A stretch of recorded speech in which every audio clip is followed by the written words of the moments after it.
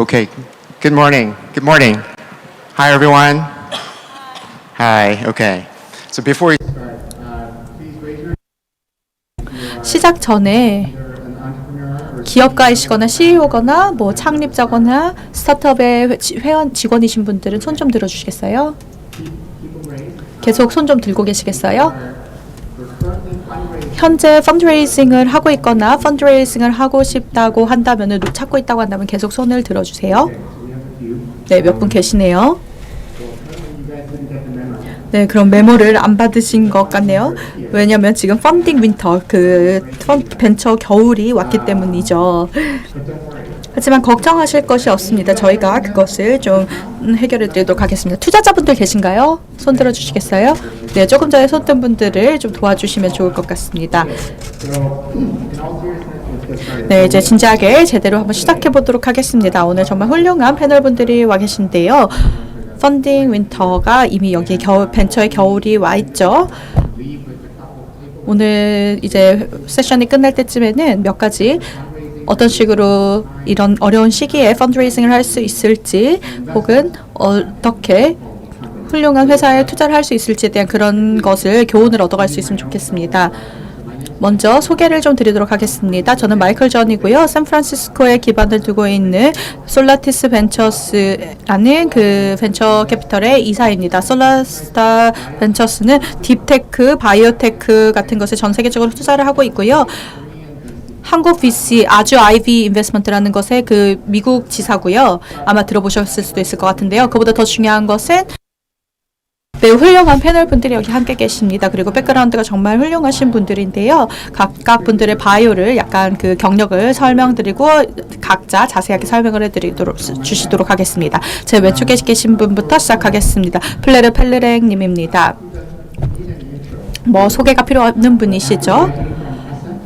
에스색 파리 그 정치대학에서 졸업한 후에 프랑스 정부에서 사업을 하셨었고요. 2004년에 SME 중소기업 혁신 그리고 디지털 이코노미의 디지털 경제의 장관으로 선정이 되셨고요. 이때 디지털 그 트랜스포메이션이라든지 정부의 정책을 입안을 했었고요. 그리고 그 다음에 동일한 해에 그 교통과 관광 그리고 문화 이쪽 문화관광부 장관 일 됐었고요. 또 그 이후에 끝난 후에 코렐리아 캐피탈의 대표가 되셨습니다. 오늘 와주셔서 감사합니다. 코렐리아 캐피탈에 대해서 조금 설명해 주시겠습니까? 네, 지금 오늘 목소리가 조금 좋지 않습니다. 그래서 어제 노래방을 갔었는데 그래서 그런 것 같습니다. 먼저 사과드리고요. 저희 회사 같은 경우에는 성장 단계에 있는 회사들에 투자를 하고요. 한 가지 섹터가 아니라 전체적인 다양한 섹터에 투자를 합니다. 그 글로벌 챔피언이 될 수 있는 그런 독창적인 회사에 투자를 하고 있고요. 저희의 앵글은 이 포트폴리오 회사들을 아시아의 시너지를 특히 한국의 그 시너지를 가져오고자 합니다. 뭐 자본이라든지 시장 자체에 대한 그 접근성의 측면에 있어서 한국에나 아시아에 태핑을 하고 있습니다. 네, 한국에도 투자를 하고 계신가요? 네, 두 번째 펀드가 그렇고요. 첫 번째는 유럽에서만 투자를 했었는데요. 두 번째 펀드 같은 경우에는 3억 유로가 그 목표인데요. 이걸 한국에서 해서 유럽과 한국의 시너지를 이끌어내고자 하고 있습니다. 네, 좋은 소식입니다. 다음은 마야 로저스님입니다. 테트리스의 대표입니다. 그 테트리스가 맞고요. 그 아주 유명한 비디오 게임이죠. 그 마야님 테트리스는 전자, 전기, 장난감, 의류, 라이프사이클 그리고 애플 플러스 이런 것들과 함께하는 브랜드로 많은 브랜드를 확장했습니다. 마야는 블루 스타트업의 코파운더이기도 하고요. 이 회사는 하와이 기반 그 VC입니다. 그리고 미국 레드 크로스의 적십자의 하와이 지부에서도 일을 하고 있고요. 스미소니안이라든지 하와이소니안 여성 펀드 이런 다양한 단체에서 활동을 하고 계십니다. 마야님. 제가 11살 정도에 80년대에 테트리스라는 새로운 게임을 했습니다. 한국에서 저희 아빠가 제 방에 오셔가지고 제가 테트리스라는 게임을 샀어요 라고 하니까 아버지가 와서 비켜봐 하고 컴퓨터를 하셔서 테트리스를 하셨습니다. 저는 숙제를 하고서 잤는데 다음날 아침에 일어났을 때까지 아버지가 테트리스를 하고 계시는 걸 봤습니다. 그래서 그때 봤던 것은 온라인 밤새 비디오 게임을 해도 된다는 것을 교훈을 얻었었고요.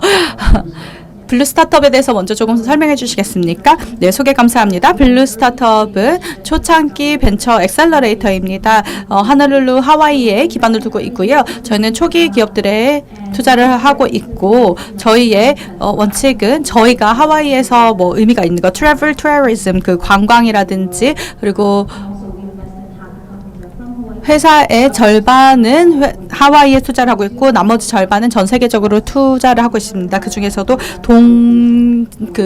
동부 지역에 많이 투자를 하고 있습니다. 그 동부라고 하면은 아시아 지역을 말하는 거죠. 왜냐면 하와이가 퍼시픽 그 태평양에 있기 때문에 좀 아시아와 가까이 있어서 이렇게 투자를 하고 있습니다. 그리고 이스트 미츠 웨스트라는 서밋을 하고 있는데요. 전 세계적인 기업가들을 특히 주로 아시아와 미국에서 기업가들을 모아서 네트워킹을 하고 하와이에서 하는 그런 회의를 하고 있습니다.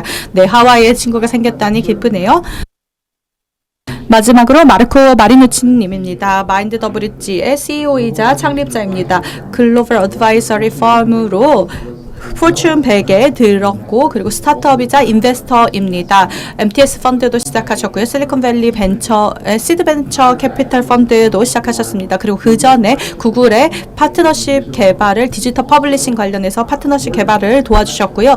또 일렉트론의 보드 멤버이고 이사회에 참석하고 있고 실리콘밸리 이탈리안 익세큐티브 카운슬의 회장으로 계십니다. 마크님은 다양한 프리미디아치라는 2013년에 상도 받았었고 카발리아레 델레 리퍼블리카 이탈리아나라는 제가 생각하기에 아마 이탈리아 기사단이라는 단어 같은데요. 그 상도 받으셨고 제노바시 상도 받았습니다. 혹시 마인드 브릿지랑 MTS 펀드에 대해서 조금 더 말씀해 주시겠습니까? 네, 테트리스가 저도 먼저 말하고 싶은 게 테트리스가 제가 처음으로 정말 유일하게 했던 게임입니다. 여전히 하는 게임이라는 말씀을 드리고 싶습니다. 마인드 브릿지는 혁신 플랫폼을 만들어서 큰 대기업과 기업과 스타트업 생태계를 함께 모았습니다. 처음에 시작할 때는 스타트업들과 고투마켓을 도와주는 그런 활동을 도와주는 것을 했고요. 다양한 국가에서 하는 것을 당연히 도와줬었고요. 그리고 저희는 많은 회사들이 스타트업들이 투자를 하거나 매입을 하거나 개발 액셀러레이트를 할 수 있도록 도와주고 있습니다. 그리고 에퀴티 인베스트먼트도 지분 투자도 그 기업에 하고 있습니다. 네, 우리 모두 다양한 백그라운드를 가지고 있는 것 같은데요. 그럼 먼저 이 대화를 시작하기 전에 먼저 우리가 윈터, 겨울이라고 하는 게 어떤 그 배경인지에 대해서 좀 말씀드리겠습니다. 최근 수치들을 좀 말씀드리겠는데요. 그 글로벌 베이스가 지금 많이 벤처 캐피털이 2022년 아시다시피 20년부터 많이 줄어들었는데요. 2021년이 VC 펀딩이 6,430억 달러가 전 세계적으로 이루어졌었고요. 올해는 이게 20% 정도로 근데 줄어들었습니다. 전년 대비. 그리고 미국 같은 경우에는 2021년 상반기에 투자가 30% 줄어들었었고요. 전년 대비. 그리고 현재 시장 상태로 인해서 밸류에이션들이 시드 스테이지 기업들의 가치는 좀 높아지긴 했지만 좀 시리즈 A, B, C, D를 참석하고 있는 그런 모든 단계의 기업들 같은 경우에는 기업 가치가 그 2분기에 좀 줄어들었습니다. 이게 시드 라운드에서 피크가 됐다가 D 라운드쯤에는 이게 줄어드는 것입니다. 그리고 그 라운드를 시작하고 끝내는 데까지 이게 지금 그냥 전체적으로 다 펀딩 시장이 줄어들었다는 것을 알 수가 있습니다. 그래서 첫 번째 드리고자 하는 질문은 가장 큰 프라이빗 펀딩 마켓에서 보는 그런 영향이 무엇인가요? 이런 겨울이라고 불리는 이런 시기가 옴으로 인해서 어떤 영향이 미쳤나요? 먼저 좋은 점, 나쁜 점, 혹은 좀 좀 최근 들어서 이상했던 점 이런 것들을 포트폴리오 컴퍼니나 뭐 그런 데서 보신 걸 기반으로 말씀해 주시겠습니까? 네, 긍정적인 점은 이 위기가 오기 전에 밸류에이션이 조금 높게 설정돼 있었습니다. 그리고 코로나로 인해서 처음에 사람들이 투자가 완전 굳어버릴 거다라고 생각을 했었지만 사실 투자는 많이 일어났었고요. 실사도 많이 듀딜리전스도 일어났었습니다. 그리고 우리가 유럽에서 봤던 것은 매우 흥미로웠는데요. 많은 미국 자본이 유럽으로 들어왔습니다. PE들이 들어와서 벤처 비즈니스에 들어왔습니다. 그리고 많은 회사들이 그런 회사들이 기업 가치 밸류에이션을 훨씬 더 높여놨는데요. 그래서 지금 이 상황에서 좋았던 긍정적인 점은 지금 현재 상황에 이 위기가 사실 좀 이런 그 밸류에이션이 너무 높게 됐었기 때문에 어느 정도 낮춰지는 좀 클리닝 역할을 하고 있다고 생각합니다. 그래서 그건 좋은 거라고 생각하고요. 나쁜 점은 여러분이 지금 현재 자금 모금을 하고 있는 그 스타트업이 됐든지 펀드가 됐든지 많은 LP들이 지금 현재 좀 상태를 보면서 기다리고 있는 상태입니다. 투자를 하지 않고요. 그리고 유럽에 들어왔던 많은 미국 돈들도 다 이제 자금들도 빠져나갔습니다. 그래서 새로운 파이낸싱 라운드가 시작된다고 그 과거에 그 펀딩을 했던 기업들이 지금 다시 돌아오지 않고 있고요. 그래서 회사들이 지금 현재로서는 자금 조달이 매우 어려운 상태이고요. 이 벤처들이 지금 돌아오지 않고 있기 때문에 좀 복잡한 상황입니다. 그리고 VC의 행위가 좀 변했습니다. 뭐 밸류에이션에 대해서 이야기를 할 때라든지 혹은 거의 사인을 할 것처럼 해놓고 그 뒤에 발을 빼는 그런 경우도 있습니다. 하지만 이게 지금 세상이 좁기 때문에 그런 행동을 하는 사람들이 많지는 않습니다. 왜냐하면 그렇게 한다면은 그 VC의 평판이 나빠질 거기 때문입니다. 네, 미국에서도 이런 일들이 좀 일어나고 있는 것을 보고 있습니다. 마야님이 보기에는 특히 초기 기업에 그리고 아시아 지역, 하와이 지역에 집중을 하고 있는 지역 상태에서 어떤 것이 일어나고 있나요? 네, 버블이 있었습니다. 그런데 그 버블이 이제 지금 꺼지고 있는 상태고요. 거품이 뻗지고 있는 상태입니다. 이게 겨울이라기보다는 그냥 분배가 그 필드가 지금 이 모든 게 재분배가 되고 균형을 찾아가고 있는 거라고 생각합니다. 악셀러레이터들이 3개월짜리 뭐 프로그램을 시작을 하고 코호트 30이라고 한다면은 30 뭐 VC 돈들이 그 수익 프리 레비뉴를 성장을 기반해서 지원을 하고 있습니다. 그래서 제가 회사들에게 조언을 주고 있는 것은 과거처럼 그렇게 펀딩을 받지는 못할 거기 때문에 그 매출을 진작하는 거에 더 집중을 하라고 말하고 있습니다. 뭐 밸류데이션 그 고객들에게 가치를 창출을 해야 된다라고 말을 하고 있고요. 네, 그게 특히 초창기 기업에 대해서는 좀 리밸런싱이 일어나고 있다고 생각합니다. 네, 하와이에서는 뭐 겨울까지는 아닌가 보네요. 마르코님은 많은 투자자들과 스타트업들을 전 세계적으로 도와주고 계신데요. 그래서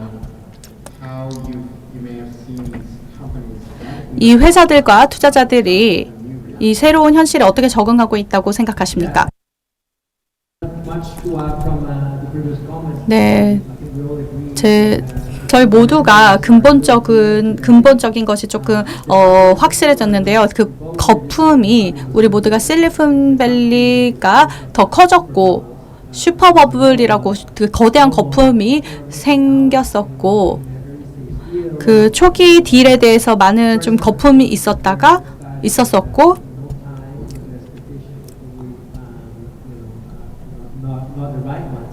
올바르지 않은 기대치를 가지고 처음에 들어갔던 투자자들도 많다고 생각합니다. 그래서 좀 정리가 되고 있다고 생각하고요. 앞에 분들이 말씀하신 것처럼 스타트업들 같은 경우에는 이제 현실 체크를 다시 해봐야 된다고 생각합니다. 그 비즈니스의 근본을 다시 펀더멘탈을 다시 한번 찾아보고 되돌아보고 그 밸류에이션이라는 게 이 트렌드가 다시 특히 2021년이 조금 이 모든 게 가장 어려웠던 때인데요.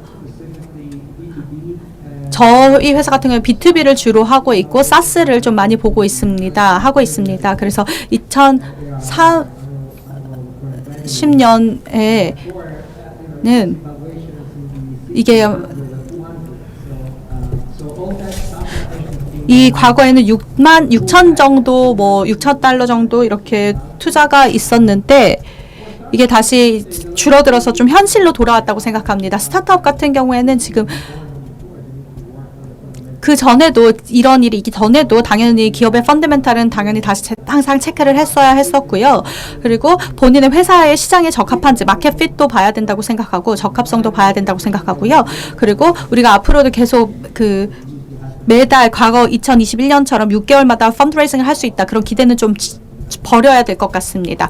아무나 답변해 주시면 됩니다. 이 질문은 지역별로 다른 차이점이 보이니까 뭐 유럽, 동아시아, 미국 이런 어디에서든 아직 스타트업들이 이 환경에서 뭐 자금 조달을 하려고 한다거나 뭐 듀딜리전스를 할 때 뭐 조심스럽게 접근한다든지 뭔가 좀 전 세계적으로 동일한가요? 일관적인가요? 아니면 차이가 있을까요?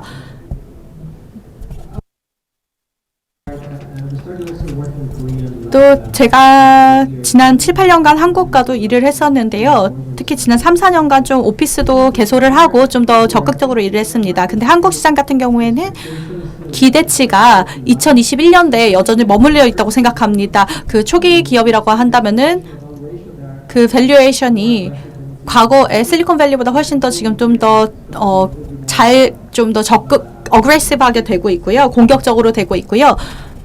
근데 이게 그래서 한국은 조금 더 계속 더 나은 상태일 거라고 생각합니다. 네, 저는 모더레이트이긴 하지만 어쨌든 좌장이긴 하지만 실리콘밸리 같은 경우에는 그 VC나 투자자들이 빠르게 적응을 했습니다. 그래서 거의 하루 만에 이런 모든 게 그 기대치가 조정이 이루어졌다고 생각합니다. 특히 6월에 그 연준이 그 EU를 금리를 올리기 전에 이런 일이 생겼었는데요. 기업가들이 실제 지금 현재 이런 현실에서 일어나고 있는 일들을 현실을 지금 인식하고 있다고 생각합니다. 마야님께 다시 한번 질문을 하자면은 어느 정도 하와이 벤처에 어떤 식으로 이루어지고 있는지에 대해서 저희가 잘 알지 못하겠지만 좀 그림을 그려주시겠습니까? 네, 하와이엔 대부분 사람들이 그냥 휴가로 오죠. 그런데 실제로 이 직업을 가지고 일을 하고 있는 사람들도 많습니다. 제가 하와이에서 블루 스타트업을 시작했던 이유는 우리 회사를 테트리스 오피스를 하와이에 처음에는 그 개소를 하려고 했었는데요. 우리가 살고자 하는 지역이 비즈니스가 있어야 된다고 생각하기 때문입니다. 그리고 모든 사람들에게 사스를 하고 있다고 한다면은 IP 저희가 보호도 해주고 그 지적재산권 보호도 해주고 그리고 지난 3년 정도 동안 많은 사람들이 이제 그 원격으로 근무를 하기 때문에 하와이로 많은 이주를 해온 것을 봤습니다. 그래서 블라 스타트업이 하와이에서 창립을 한 거고요. 그리고 스타트업이나 기술 기업들이 하와이에서 시작해서 전 세계로 퍼져나갈 수 있도록 도와주려고 하고 있고요. 5개의 엑셀러레이터가 각각 다른 분야를 담당하고 있고요. VC 펀딩이 많지는 않지만 대부분의 VC 펀딩이 그 메인랜드, 그 본토에서 미국 본토에서 들어오고 있고요. 그래서 하와이로 들어오는데 포트폴리오의 일부를 하와이에서 사용하고 있는 그런 상태입니다. 그런데 기관 투자자들의 좀 펀드도 필요한 상태고요. 학교도 많은 펀딩이 필요하고 그리고 그쪽에서도 투자가 많이 이루어지고 있는 상태입니다. 네, 새로운 실리콘밸리라고 볼 수 있겠네요. 네, 조금 더 밸류에이션에 대해서 이야기를 하고 펀드레이징에 대해서 이야기를 하도록 하겠습니다. 올해 초에 저 같은 경우에는 아직 잘 기억하고 있는데 새로운 유니콘들이 거의 매일매일 창출이 됐었습니다. 네, 일부 사람들은 이제 그런 시절은 지났다라고 생각을 하고 있고 이제 어떤 사람들은 이미 그게 다시 시작되고 있다. 유니콘 생성이 다시 시작되고 있다라고 생각하는데요. 밸류에이션에 대해서 아까 말코님이 말씀하셨는데 그리고 분석을 많이 하셨다고 하셨는데 벤처 밸류에이션이 기업 가치 평가가 완벽하게 그 현재 지금 시장 상황을 잘 반영하고 있다고 생각합니까? 아니면 밸류에이션이 조금 더 앞으로도 줄어들 거라고 생각합니까? 일단 시장을 좀 나눠서 생각해야 될 것 같습니다. 예외는 크립토 가상화폐입니다. 가상화폐 같은 경우에는 지난 몇 달 동안에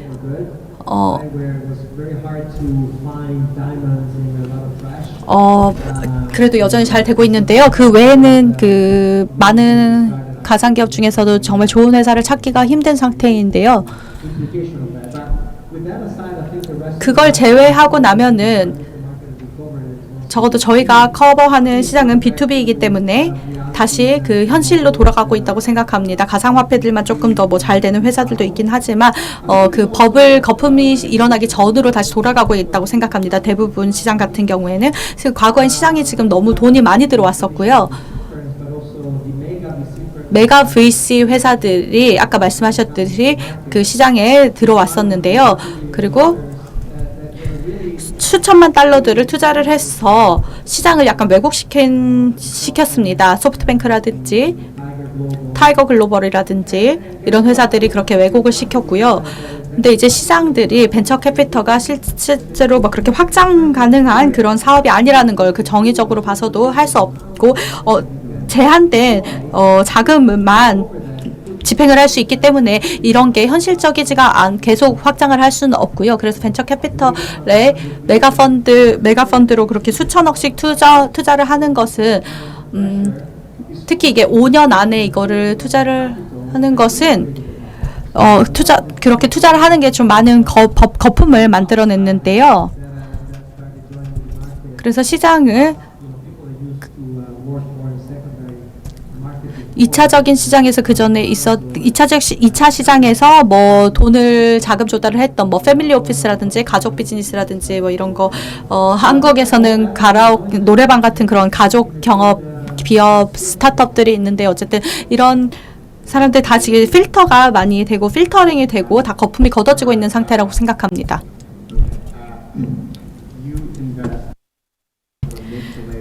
네, 중간에서 성장기 단계에 있는 그런 기업들에 투자를 하고 계신데요. 그 펠렉님,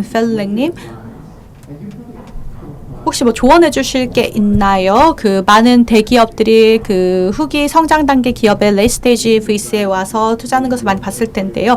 본인 포트폴리오 회사들 중에서 향후 시리즈 B나 C나 D 이런 다음 라운드를 받을 수 있는 회사가 어떤 게 있다고 생각합니까? 이 회사들이 지금 과거보다 더 전 단계 라운드를 얻었던 것보다 더 어려운 상태라고 생각합니까? 일단 먼저 드리고 싶으면 저희 포트폴리오 회사들은 다 펀딩이 잘 돼 있는 상태입니다. 자금이 충분하고요. 그래서 대부분 기업들이 약 18개월 정도 운용할 수 있는 자금을 가지고 있고 그래서 저희 같은 경우에는 이런 위치에 있을 수 있는 게 매우 큰 럭셔리라고 생각하는데요. 지금 현재는 돈이 최고인 상태입니다. 그 돈이 왕의 지위를 차지할 수 있는 그런 상태인데요. 비즈니스 플랜을 조절을 하고 비용을 그래서 조절을 해서 줄이고 일부 회사들은 뭐 지금 동결 상태에서 겨울잠을 자고 있는 상태로 이렇게 좀 조심을 하고 있는 회사들이 많은데요. 왜냐하면 그 크라이시스가 이번 위기가 어떻게 끝날지를 모르기 때문에 예측이 불가능하기 때문에 특히 유럽에서도 그렇고 우크라이나 전쟁도 있고 많은 서프라이 체인 문제도 있고 이렇게 다양한 거시경제적인 문제들로 인해서 불확실성이 매우 높은 상태입니다. 그래서 VC들이 많이 좀 조심을 하고 있는 상태이고요.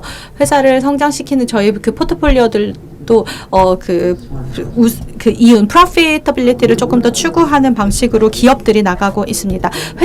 포트폴리오 회사들이 어디에 위치해 있죠? 첫 번째 회사는 유럽에만 있었습니다. 근데 이제는 8개 국가에 유럽의 8개 국가에 투자를 하고 있고요. 스페인이라든지 프랑스, 영국, 스칸디나비아 반도 그런 국가들에 있고 이렇게 전체적으로 퍼져 있습니다.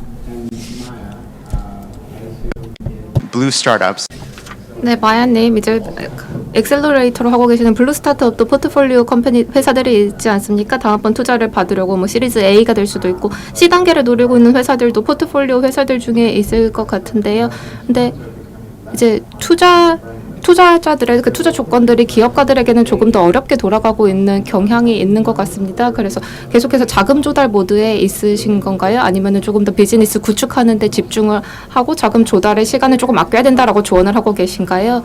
저희는 저희들 기업계들에게 이제 런웨이 캐시를 조금 더 늘려라라고 이야기를 합니다. 18개월까지의 그 런웨이 캐시를 가지고 있을 수 있도록 하고, 그리고 그 비즈니스가 또 계속해서 수익을 창출할 수 있는 비즈니스라는 것을 입증하는데 현재는 이제 집중을 했으면 좋겠다라고 조언을 하고요.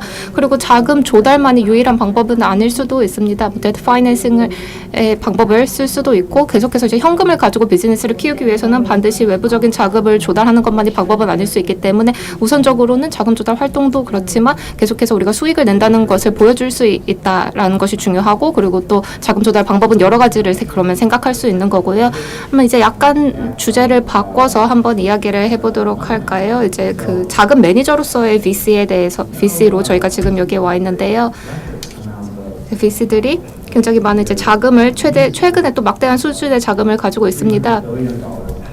3천억 달러를 지금 현금으로 들고 있다라는 이야기가 돌고 있는데요. VC들이 지금 이렇게 막대한 수준의 자금을 가지고 있는데, 그럼 VC 펀드 매니저시니까 한번 여쭤보도록 하겠습니다. 지금 현재 VC들이 뭐 이전 과거에 그랬던 것처럼 앞으로의 자금 조달은 조금 더 어려워질 수 있을까요? 그러면은 이제 자금을 이제 투자하기 위한 조금 더 적절한 비즈니스를 찾는 데 더 집중을 할까요? 저는 지금 자금 조달을 하고 있는데, 제가 VC로서 말하면 이전보다는 이제 쉽지는 않다고 생각합니다. 지금 이제 코로나 시기 동안 굉장히 복잡해진 것도 있고, 왜냐하면 코로나에도 불구하고 이제 뭐 비즈니스들과 연결을 하고 소통을 해야 되는데 줌만으로 하는데 또 한계가 있지 않습니까? 그래서 뭐 이전에 코로나 이전과 이제 이전과 비교를 해봤을 때 지금 저희가 현금을 많이 들고 있는 것에 비해서 현금을 적절하게 투자할 곳을 찾는 것이 어려운 상황이기는 합니다. 그래서 저희가 실사도 굉장히 조심해서 하고요. 저희가 뭐 실사를 할 때도 이 코로나가 굉장히 장기화될 수 있다라는 것을 염두에 두고 실사를 하고, 그래서 회복 탄력성이 좋은 기업들에 투자를 하려고 그 부분을 많이 고려를 하고 있습니다. 그래서 자금 조달 차원에서 앞으로 조금 이제 더 느려질 수 있을 것 같아요. 회사의 입장에서는. 그러면은 이제 좀 그 투자 포트폴리오로 이제 투자 전략을 다시 밸런싱을 맞추는 것이 중요하겠죠. 스타트업들 세계에서 이제 그 런웨이 캐시를 많이 확보해라라는 그런 조언이시네요. 그러면 이제 뭐 새로운 또 신흥 VC들이 많이 생기고 있지 않습니까? 이제 막 시작하는 이제 VC들에 대해서 이제 마르코님에게 조금 질문을 드리고 싶은데, 마르코님께서 이제 투자자들하고 또 많이 말씀을 하시지 않습니까? 그러면 그 자금 조달의 부분에서 특히 이제 아직 그 자신들의 저력을 입증하지 못한 새로운 VC들이 있다면은 어떤 말씀을 해주고 싶으신가요? 이것도 역시 이 시장 활동의 결과일 수 있는데, 이 시장에 지금 현금이 이제 많이 있는데 이제 현금이 제대로 투자될 곳을 찾기가 지금 어려운 상황인 것은 맞습니다. 그래서 굉장히 이제 강한 뭐 저력을 가지고 있고 뭐 백그라운드가 있고 이미 아는 인맥이 있고 아는 들어갈 수 있는 뭐 채널이 있고 그런 게 아닌 이상은 지금 현재 이제 현금을 투자받기 좀 어려운 상황인 것이 맞습니다. 그리고 역사적으로 봤을 때도 이 자금의 흐름의 역사를 봤을 때도 저희가 지금 굉장히 그 회사 상황에서는 자금을 모금하기 어려운 상황인 것도 사실이고, 지난 몇 년 동안 지금 이런 현상이 관찰되어 왔는데요. 꼭 VC의 문제뿐만은 아닙니다. 지금 내셔널 타임스 보시면은 저희가 뭐 스팍이라고 하는 곳인데 굉장히 많은 비즈니스들이 더 이상 이제 이전과 같지 않은 경우가 많습니다. 이제는 더 이상, 그래서 이제는 저희는 약간 접근을 다시 하고 자금을 어디에 배치할 것인지에 대한 조금 새로운 전략이 필요하다고 생각합니다. 그래서 그런 차원에서 다음 몇 년 동안 많은 변화가 있을 것이라고 생각을 합니다. 그런데 저희가 이제 또 원래 강한 이제 그 기업들은 이제 계속해서 이제 강화되고, 그래서 이 어려운 상황에 이제 시장에 뛰어들면은 조금 더 이제 더 어려울 수 있다라는 뭐 그런 안타까운 이야기이기도 한데요. 마야 대표님한테도 또 질문을 드리고 싶습니다. 비슷한 질문이긴 한데요. 조금 더 이제 뭐 하와이와 이스트 민스 웨스트의 맥락과 고려를 했을 때 이제 엑셀러레이터는 VC로서 이제 자금을 그 VC로서도 자금을 모금하려고 하시지 않습니까? 그러면은 비슷한 시장 상황에 시장 요인에 영향을 받는다고 생각을 하십니까? 아니면은 또 유니크한 뭐 하와이 지역에 있기 때문에 다른 뭐 특혜가 다른 더 강점이 있다고 생각을 하십니까?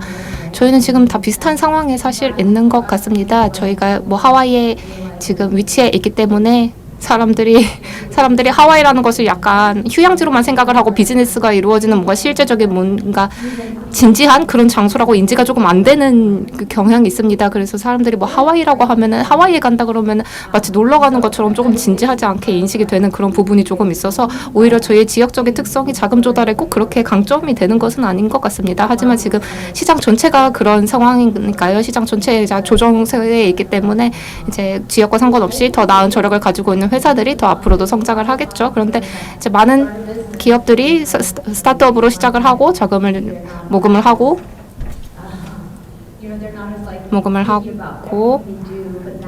그리고 이전에는 그렇게까지 이제 예민하게 하지 않아도 됐었는데 앞으로는 시장 상황을 조정인 거를 고려해서 또 여러 가지 고려 사항이 더 많아질 수도 있을 것 같습니다. 그러면 조금 더 이제 긍정적인 맥락으로 이제 조금 더 긍정적인 면을 보면서 얘기를 하겠습니다. 지금 위기에 대한 얘기를 많이 했는데 위기를 기회로 바꾸는 이야기도 하면 좋으니까요. 지금 어느 분야에 좋은 기회가 있다고 생각하십니까? 어느 뭐 특정 기술이라든지 뭐 특정 뭐 혁신 분야라든지 특식 테마라든지 좋은 기회가 보이는 부분이 있으신가요? 저희가 먼저 좀 얘기를 해보겠습니다. 저희는 이제 기후 변화 부분에 이제 큰 기회가 있다고 생각하는데 저희가 하와이에 위치해 있기 때문에 90%의 물품들이 저희가 수입을 합니다. 그렇기 때문에 지속 가능성이 조금 약합니다. 많은 것을 수입을 하는데 하지만 이제 기술을 또 많이 가지고 있기 때문에 그것을 저희의 강점으로 사용을 할 수 있는데 그렇기 때문에 하와이에 있으면은 또 하와이에서 이제 기후 변화 부분에 있어서 하와이가 큰 이제 많이 생각을 하는 부분이고 또 저희가 소수자 창립자들을 이제 많이 찾고 있습니다. 특히 여성 창립자들을 저희가 많이 찾으려고 하고 있습니다. 이 시장의 여성 창립자들을 저희가 더 많이 봤으면 좋겠다고 생각을 하고 그리고 여성 창업자들의 어려운 점은 이제 남성들에 비해서 여성 창업자들은 더 완벽해야 된다, 더 잘해야 된다라는 약간 강박관념 같은 것이 있습니다. 남성 사업가들은 본인의 그 사업 사이즈에 비해서 조금 더 영업이랄까요? 그렇게 높여서 말을 하는 것을 더 잘 하시는데요. 여성분들은 조금 그거에 대해서 더 어려워하시는 부분이 있습니다. 그래서 진짜로 정말 퍼펙트한 수준이 돼야 내가 이 회사를 영업할 수 있다 같이 인식하시는 부분이 있는데 그런 부분이 더 나아졌으면 좋겠습니다. 패널리스트들만 봐도 그 부분이 저희가 조금 그게 입장이 된 그 말이 맞는 것 같네요. 그죠, 마르코님? 뭐 이 이야기가 나와서 말인데요. 마야 대표님이 말씀하신 부분과 연관을 해서 또 저희가 굉장히 지금 흥미로운 시기에 살고 있는 거 있습니다. 그냥 저희가 요즘은 ESG의 영향에 대해서 굉장히 많이 이야기를 하고 있지 않습니까? 이전에는 ESG라는 것이 시장에서 그렇게 중요한 요인이 아니었습니다. 하지만 이제는 ESG와 관련해서 모든 이해관계자들이 모든 이사회라든지 많은 사람들이 압력을 가하고 있죠.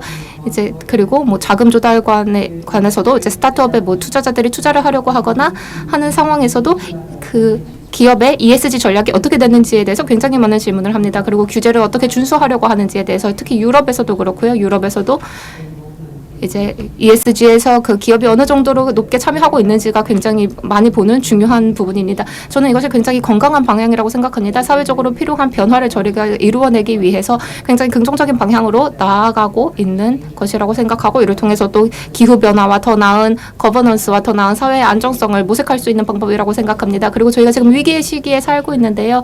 이로 인해서 이 생태계에 있는 더 많은 사람들이 또 노력을 함께 더해야 하는 부분이기 때문에 긍정적인 방향이라고 생각합니다.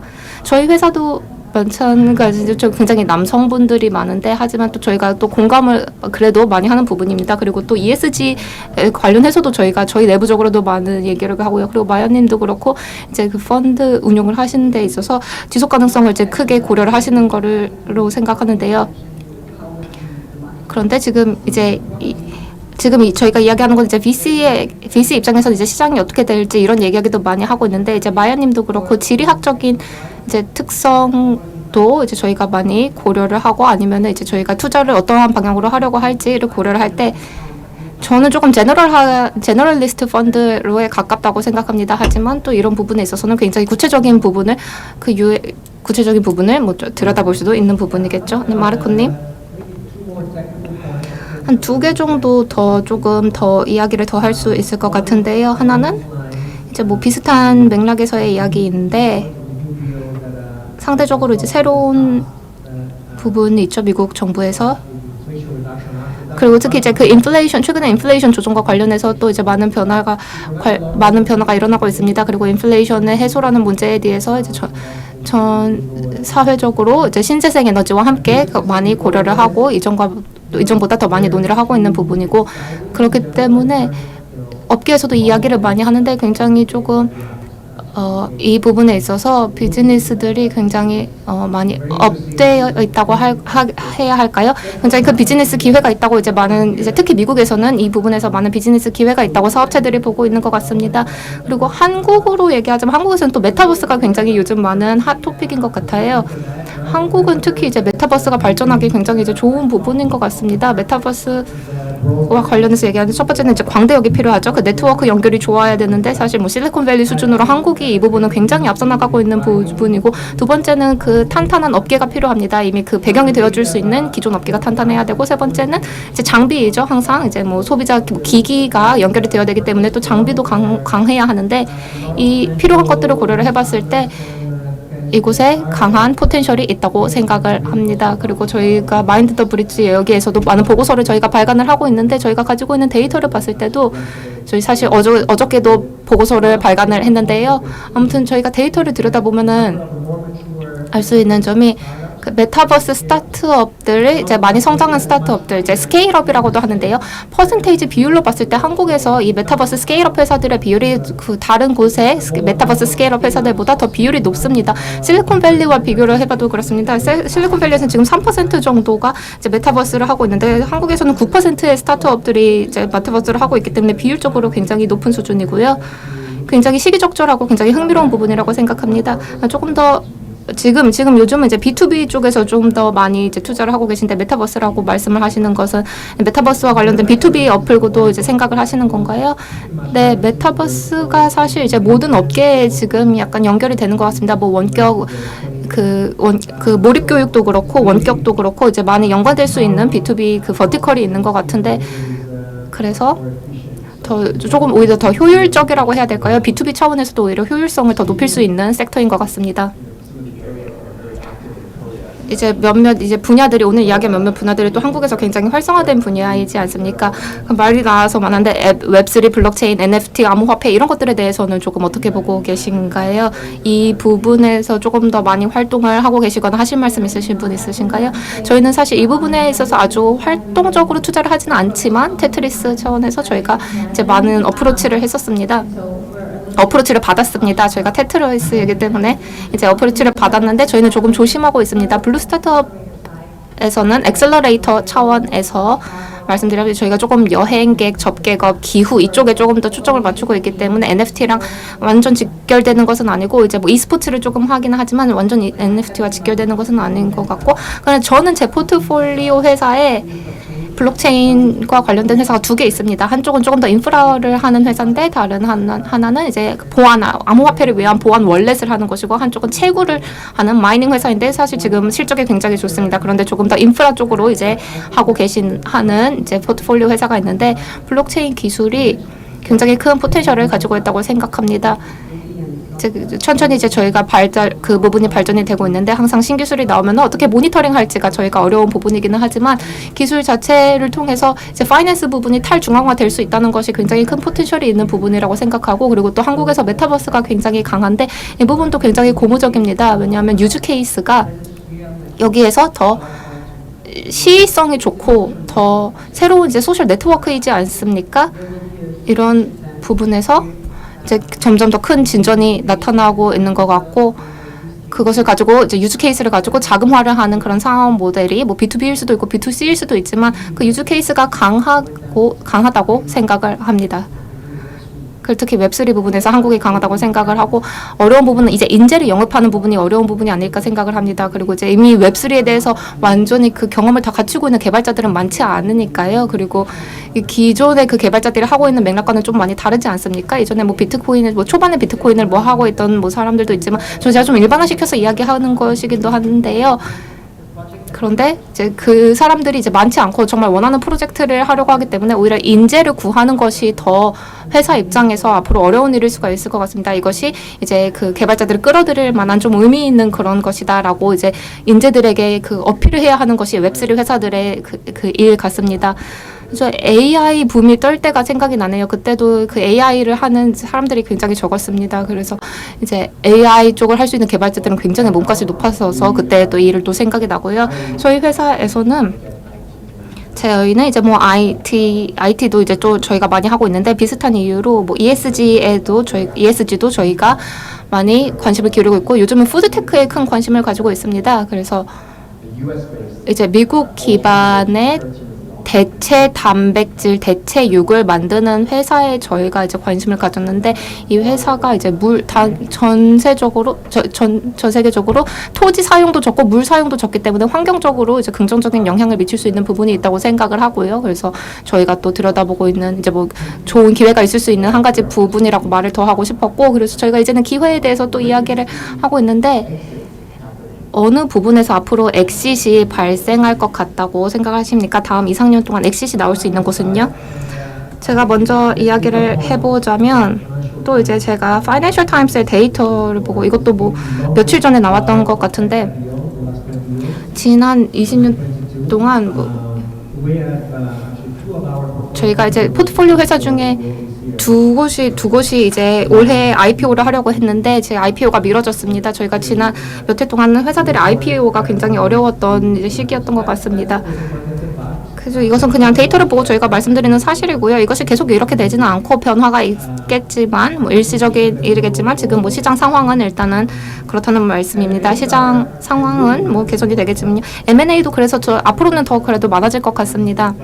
뭐 수요일 금요일에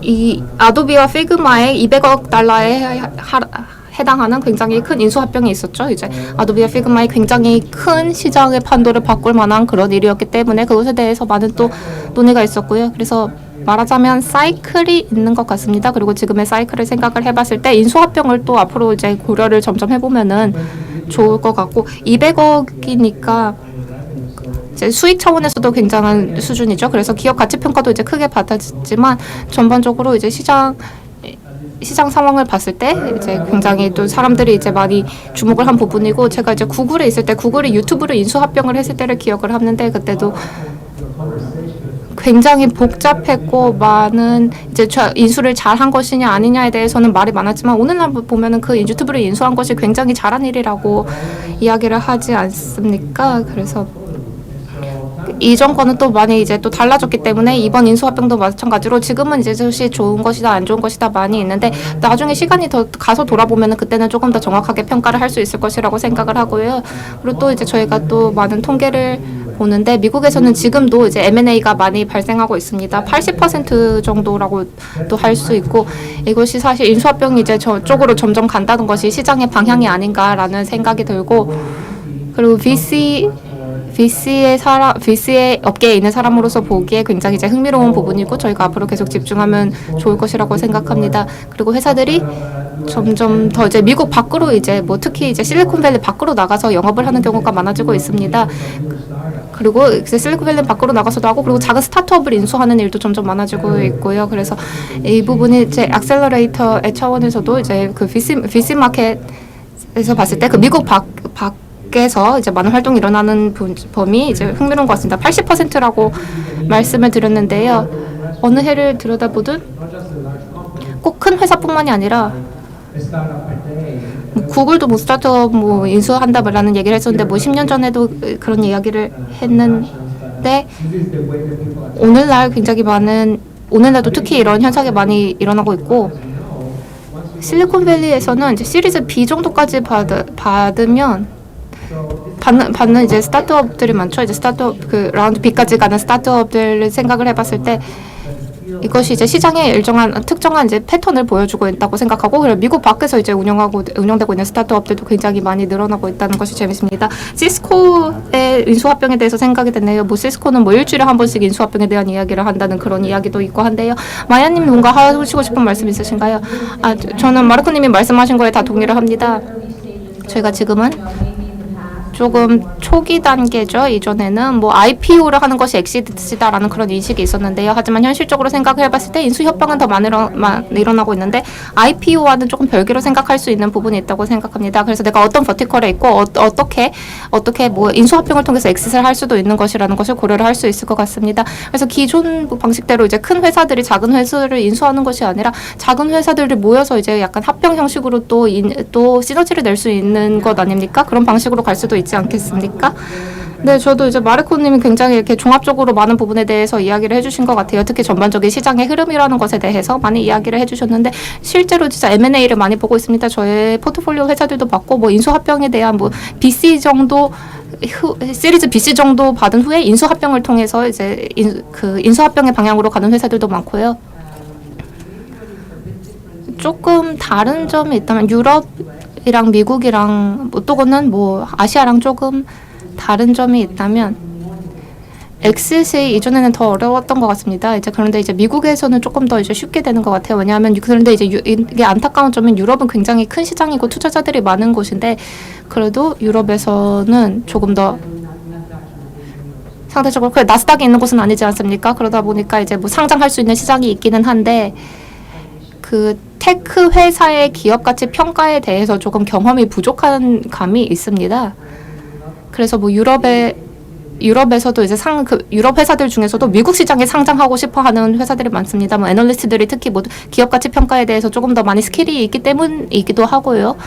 그래서 그 부분이 조금 아쉬운 점이고, 그리고 또 다르게 생각하면은 유럽에서는 인수합병이 조금 더 이제 뭐 어려운 부분이 있습니다. 왜냐하면 독과점법 때문에, 이제 반독과점법 때문에 인수합병이 조금 어려운 부분이 있어서 그게 더 복잡해지는 부분이 있고, 그것이 저희가 이제 뭐 소비자들을 보호하기 위한 일이니까요. 그리고 이제 대기업이 이제 지나치게 독점을 하는 것을 막기 위한 유럽에는 독과점법이 있기 때문에 또 그 부분에서 조금 더 까다로워지는 부분이 있습니다. 그래서 엑싯이 유럽에서는 조금 더 어렵지 않나라고 생각을 합니다. 굉장히 재밌는 인사이트네요. 감사합니다. 저희가 10분 이하로 남았는데요. 제가 마지막 질문 한번 드리고 그 다음에 청중들에게서 질문을 조금 받아보도록 하겠습니다. 마지막 질문은요.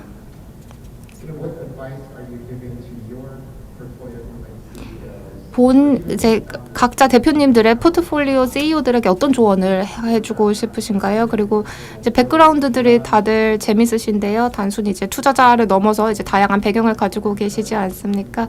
그래서 이제 여러 가지 뭐 조언을, 아니면 조금 뭐 복잡한 까다로운 논쟁이 될 수 있는 조언이라고 하더라도 좀 재미있는 조언을 해주실 수 있으시면 재밌을 것 같습니다. 제가 뭔가 이제 말을 하려고 했는데 뭐 논쟁이 될 만한 조언도 좋다고 하셔서 조금 이제 마음이 혼란스러워지네요. 근데 조금 명확성을 추구하기에 좋은 시기라고 생각을 합니다. 2007년에 생각해 보면은 시장이 침체를 하고 있었죠. 시장 침체가 이제 시작이 되고 있었죠. 제가 그때 구글에 있었는데 이제 새로운 CEO가 에릭 슈미스 다음에 취임을 했었고, 그런데 이제 시장이 침체기였기 때문에 명확한 메시지가 스카시티에서 명확성이 온다라는 그런 메시지를 저희가 얘기를 했습니다. 왜냐하면은 그 명확성을 위해서 저희가 더 이제 그 희소성에 대해서 가 있으면은 오히려 더 이제 많은 것에 대해서 이제 생각을 해볼 수 있지 않습니까? 더 집중을 하고 더 노이즈에 그 정신이 팔리기보다는 그 시장에 대해서 조금 더 집중을 해서 생각을 해볼 수 있는 그런 집중력이 발휘가 되는 것 같습니다. 그래서 오늘날 사람들은 사실 이 액셀러레이터의 도움을 받을 수 있는 또 좋은 타이밍에 있는 것 같고, 좋은 회사들이 이런 기회를 잘 포착을 하는 것 같습니다. 이런 혼란스러운 시기에 정말 성공적인 회사가 될 수 있으려면 이 타이밍을 잘 활용을 했으면 좋겠습니다. 저희가 지금 이야기 들으면서 이제 웃고 있었던 게 조금 제가 또 까다로운 이야기를 할 수 있을 것 같으네요. 저희가 초반에 또 사업자들한테 많이 투자를 할 때 저희가 초반에 누가 성공하겠다, 누가 안 성공을 하겠다 이런 감 같은 것이 있었습니다. 제가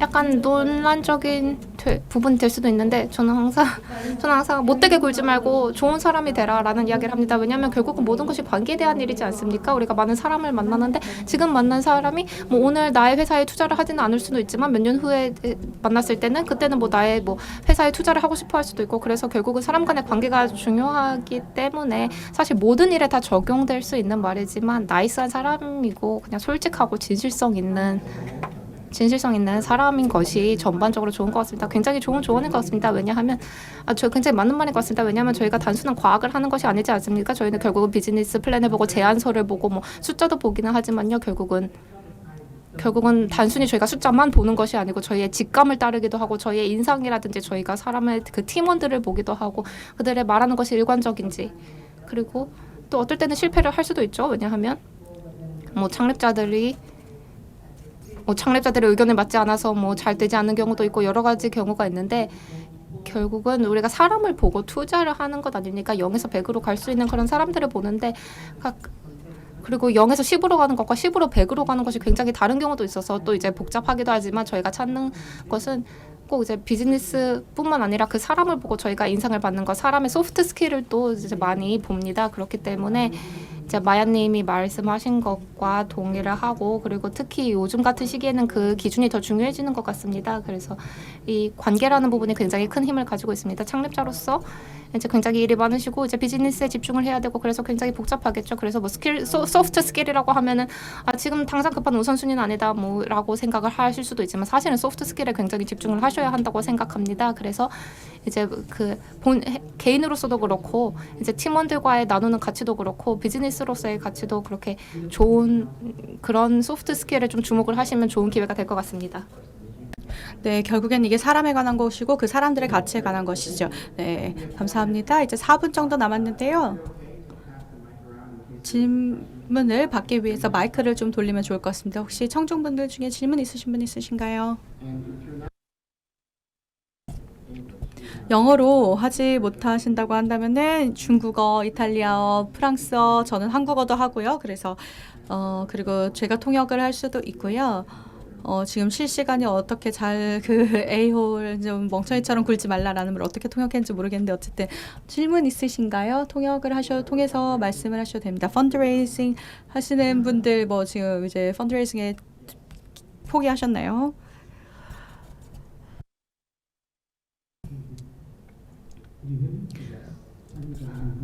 저는 펀딩 픽시에서 온 사람입니다. 저는 유럽에서 와서 지금 막 이제 한국에 도착했는데요. 제주섬, 한국에 있는 제주도에 스타트업의 경험을 ESG 관련해서 경험을 공유해달라는 저희가 요청을 받았는데요. 혹시 베스트 프랙티스가 있나요? 여러분이 하와이에서 하신 경험 중에서 여기에서도 도움이 될 수 있는 그런 ESG 관련 도움될 수 있는 경험이 있을까요?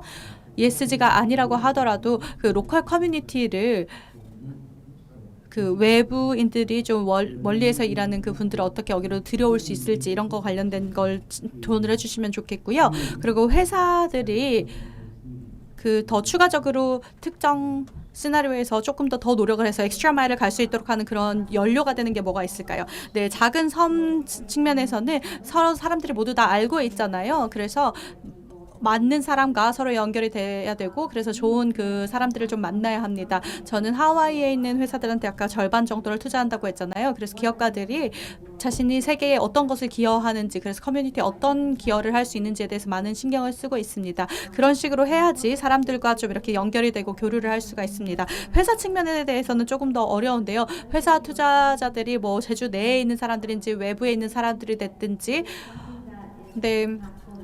어쨌든 뭔가 영향을 그 섬 자체를 그 커뮤니티를 도움을 줄 수 있는 그런 방식으로 일을 하고 투자를 한다고 한다면은, 그 회사가 투자를 한다고 한다면은 더 도움이 될 것입니다. 저희가 스폰서도 많이 후원도 많이 받는데요. 그래서 투자를 바로 하는 건 아니더라고 하도록 다연 종식으로 후원을 해서 그 커뮤니티를 도움을 주면 도움이 됩니다. 우리는 거기 하와이에 스타트업 커뮤니티를 만들었고요. 그게 그런 거에서 힘이 있다고 생각합니다. 모든 그 기업가들이 요즘은 다 연결이 서로 돼 있고, 그래서 억셀러레이터로서 모든 사람들이 서로 연결이 돼 있기 때문에 기업가가 됐든 모든 그 할 수 있는 모든 기업가들과 서로 연결이 돼 있으면 좋습니다. 같은 회의에 참석하고 같은 곳에 가고 그래서 엑셀러레이터 같은 경우에는 저희가 멘토링을 제공을 하잖아요. 스스로 하고 모든 것을 스스로 추구하기보다는 저희가 도움을 주기 때문에 그래서 저는 저희 궁극적으로는 커뮤니티에 집중을 하라라는 말씀을 드리고 싶습니다. 네, 하와이나 제주에 안 가고 싶은 사람이 어디 있겠습니까? 기업들로서도 그렇고요. 저희도 이런 그 회사들이 실제 데이터를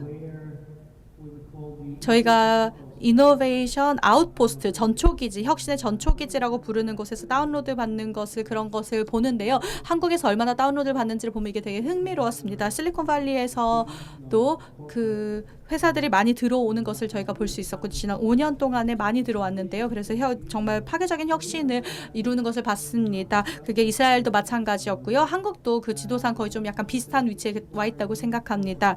6, 7개의 그 새로운 전초기지를 저희가 지금 만들었는데요. 그래서 저희가 여기에 있는 것과 마찬가지로 그런 많은 사람들이 지금 관심을 가지고 있다고 생각합니다. 이 그 위치라는 것도 되게 중요한데요. 서울과 제주에 어떤 이코시스템을 생태계를 만들고 어떤 거를 제공할 수 있는지가 중요한데요. 그리고 데이터 포인트에 대해서 다시 말씀을 드리면은 이 2자리 이상의 성장이 이렇게 일어나는 데에는 다 이유가 있다고 생각합니다.